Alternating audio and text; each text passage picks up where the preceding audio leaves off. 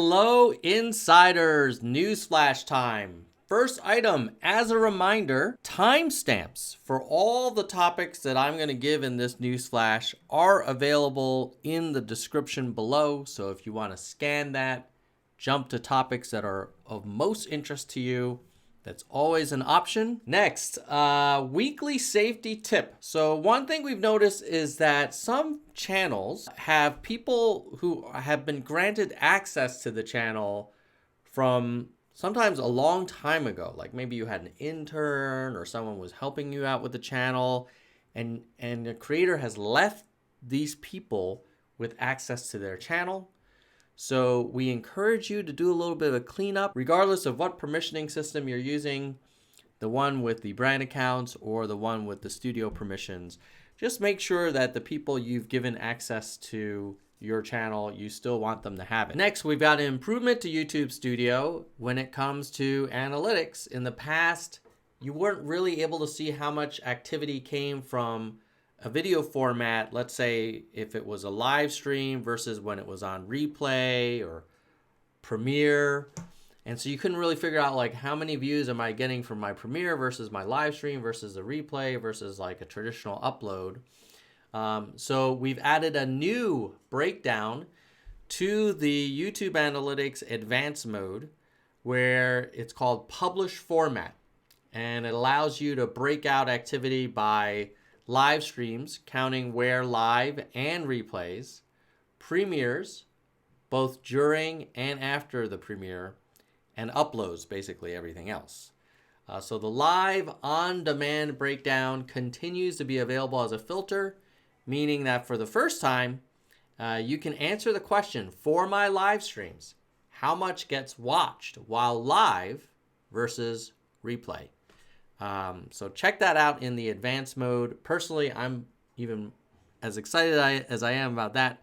I'm even more excited about if we make this just a simple card so you don't have to go into the advanced mode. If that's of interest to you, let us know in the comments below, or there's a lot of creators who live in that deep dive area and maybe they don't need the card, but curious what you all think. Next, we talked before about Smart Replies, where comment, text, reply suggestions in YouTube Studio help you respond more easily and quickly. They can be easily edited before posting, so you can kind of customize it and make it a little bit more unique.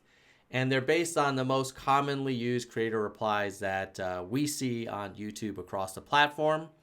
And we are expanding this experiment to even more creators. So go check out in YouTube Studio in the comments section. Next, as part of the YouTube Studio migration, we are going to start redirecting mobile web traffic from Classic to YouTube Studio. To make sure this is a smooth transition, we are presenting creators with an in-product app promotion ahead of making this change and ramping this slowly from mid-April forward. Next, we are deprecating a feature that most of you do not even know what it is, and even smaller percentage of you who know what it is use it. It's called Channel Bulletins feature. I know, it's a really old one.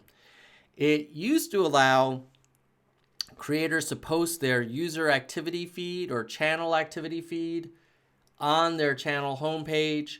That will be going away. You'll be able to save and export your previous channel bulletins until May 18th, 2020. Next, as it relates to our extended workforce, also reviews of membership perks will take longer than usual. This means that we are pausing the expansion of memberships to more countries and more channels for the time being. Channels that have it activated but haven't had all of their perks reviewed may not be able to launch until our review capacity returns to normal. And channels that have already launched that wish to change their perks may need to wait much longer for those changes to be approved. Next, we talked about a small experiment back in January for Android mobile, where if you were featured in another creator's video, we'll auto tag your channel in the description as a featured creator. We're now rolling that out to 100% of Android users around March 30th. Next, back in June of 2019, we introduced personalized topics on home and in your up next video suggestions designed to give users more control over what videos appear. This feature used to only be available in English on the YouTube Android app, so we're excited to announce that this will be available on more devices like the iOS app and on youtube.com on desktop, as well as more languages like French, Portuguese, and Spanish soon.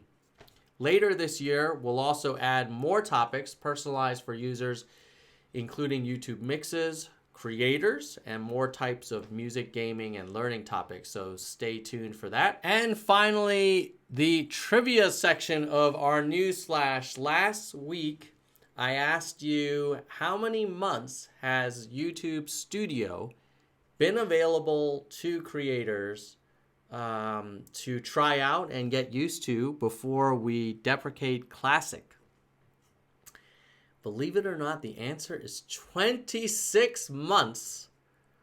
It was January of 2018. The person who was closest was Andre Castro, who guessed 26 months. So for this week's trivia question, every month, how many logged in users visit YouTube? Whoever can guess that number and is accurate and is the first one to guess it will get a shout out in next week's newsflash. You guys keep it real, stay safe, stay healthy, hang in there, stay home, work from home if you can. Try and avoid large crowds, wash your hands a lot, and fingers crossed, we'll just make it through this together. Okay, you guys keep it real.